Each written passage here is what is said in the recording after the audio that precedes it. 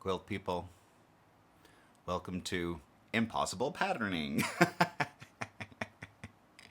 Impossible Patterning. I don't know. So today I wanted to show you kind of how I'm doing the clouds. Look, the first portion is kind of done already. And I don't know what this gauzy material is, but it's super cool. And I think it's going to make a really great texture for my clouds.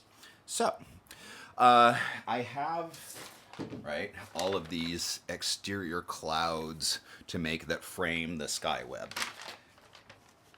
How am I going to do that? So I've come up with a few solutions. Maybe you'll find it cool. Maybe you'll find it insane. I don't know. But then again, it is 2020 and things are about to get weird. What the hell he say? Oh, jeez, if I know. Who knows what he's up to now? He keeps referring to it as a show. I know.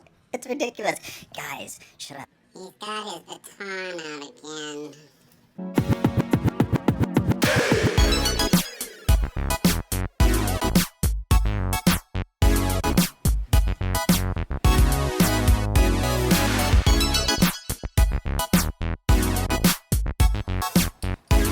Oh, jeez. If this wasn't a union gig, I'd be so out of here. It's literally exhausting. People are having a hard time focusing in the studio today. So you can see I already have kind of some of it started based off of how I think it's going to go the best. So what I've done is I know I have these meandering like curves, right, up through the cloud. And so what I'm going to do is essentially just take a wash away ink pen and then kind of draw the dots right down the line where I think it should go back and forth just so it has that kind of, wavy kind of pattern to it. All right.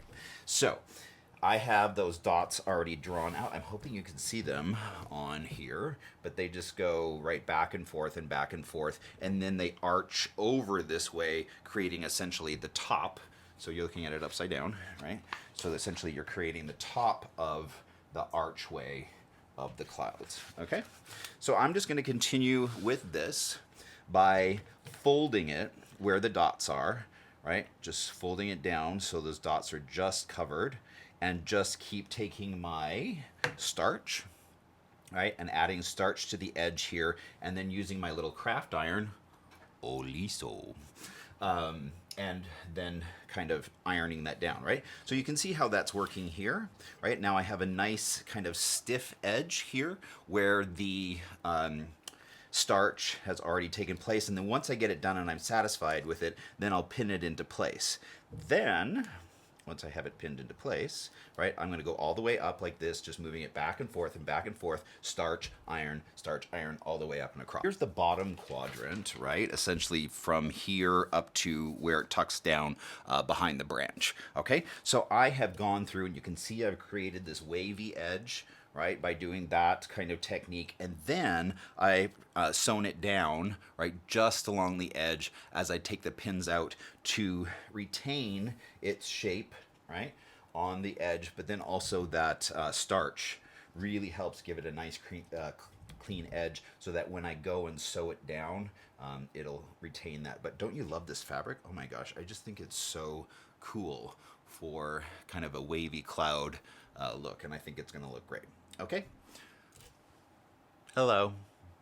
The other thing that I do to kind of help me where I want a more wavy kind of action on the edge that I don't feel that I can get by twisting, turning, pressing, right, is to actually take some fabric and wrap it, right? So I have this wavy template, right? That's just wavy lines, right? I hope that you can see that this is coming through. There we go.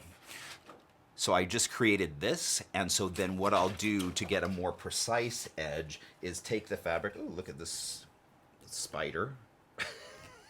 A thread spider. Shut up.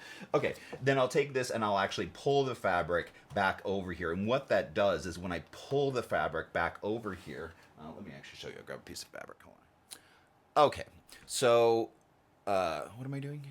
Oh yeah. So when you do this technique, what you want to do is essentially put the fabric on. It really helps if you use a little 505, like a little temporary adhesive, right, on here. And then it really helps hold the fabric down, right? So it's kind of all one, right? And then from there, I will turn the edge by just grabbing it and pulling it back over. And then that way I can get a much more crisp, wavy edge, right, as I go up and through here. So, see, that would be really hard to achieve just by turning, but I'm not impossible. But I just feel like sometimes I can get, especially where there's kind of deep, right, cutouts, that I can achieve that better sometimes with this technique. But I'm going to use both. So those are just a couple of approaches that I use when creating these type of, you know, lines and things like that that I want to get. Because if you think I am piecing these things, you are nuts.